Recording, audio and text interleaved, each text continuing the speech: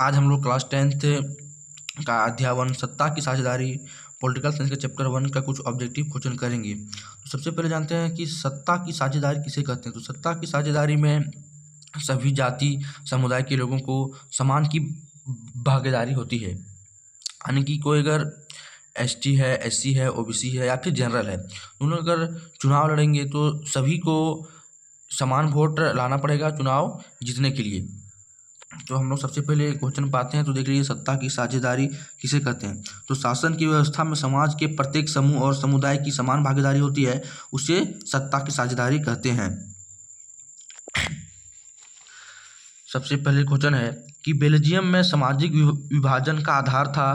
तो इसका आंसर हो जाएगा भाषा। भाषा जो था बेल्जियम में सामाजिक विभाजन का मेन आधार था। नेक्स्ट क्वेश्चन है कि श्रीलंका में तमिल मुख्य रूप से कहाँ रहते थे। तो श्रीलंका में तमिल मुख्य रूप से उत्तर पूर्व प्रांतों में रहते थे। नेक्स्ट क्वेश्चन देखिए कि श्रीलंका में बहुसंख्यक कौन है। तो श्रीलंका में बहुसंख्यक है सिंहली। बहुसंख्यक यानी कि अधिक मात्रा में जो लोग रहते हैं उसे बहुसंख्यक कहते हैं, और अल्पसंख्यक यानी कि जो वहाँ पर कम रहते हैं उसे अल्पसंख्यक कहते हैं। नेक्स्ट क्वेश्चन देखिए कि बेल्जियम में डचों की आबादी कितनी थी। तो बेल्जियम में डचों की आबादी मात्र थी 59%। 5 नंबर क्वेश्चन देखिए कि बेल्जियम में मुख्य रूप से कौन सी भाषा बोली जाती है। तो जर्मन, डच और फ्रेंच। 7 नंबर क्वेश्चन है कोई 1970 से 1993 के मध्य बेल्जियम के संविधान में कितने संशोधन किए गए। तो 4 संशोधन किए गए थे।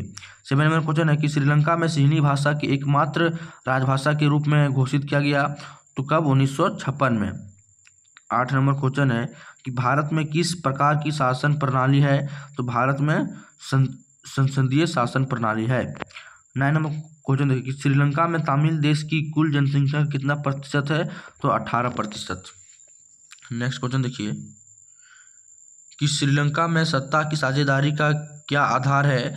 तो श्रीलंका में सत्ता की साझेदारी का आधार है ऑप्शन नंबर बी, बहुसंख्यकवाद। 12 नंबर देखिए कि कौन सी जातीय समूह ब्रुसेल्स के बहुसंख्यक हैं। तो फ्रांसीसी भाषी लोग वहाँ के बहुसंख्यक हैं।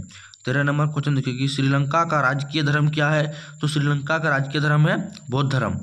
14 नंबर क्वेश्चन देखिए कि भारत में क्षेत्रीय सरकार के लिए दूसरा नाम क्या है। तो ये हमारा हो जाएगा राज्य सरकार, यानी कि जिसकी भी सरकार है वर्तमान में भारत में के क्षेत्रीय सरकार यानी कि राज्य सरकार।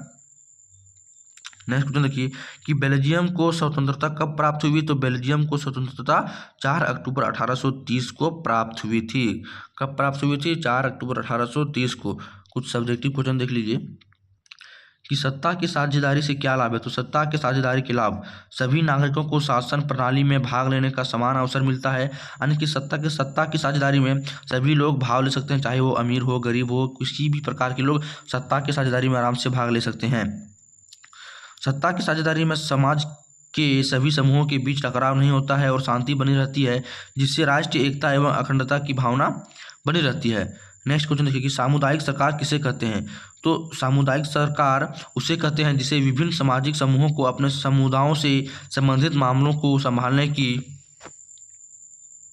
शक्ति दी जाती है, और उसी से आशा की जाती है कि वह किसी भी समुदाय को कमजोर किए बिना आम जनता के लाभ के लिए संयुक्त रूप से काम करेंगे। यानी सामुदायिक सरकार, जो लोग चुनाव जीत के जाते हैं उन लोग आसानी से जनता के बीच काम करेंगे, उन्हीं लोग को सामुदायिक सरकार कहते हैं।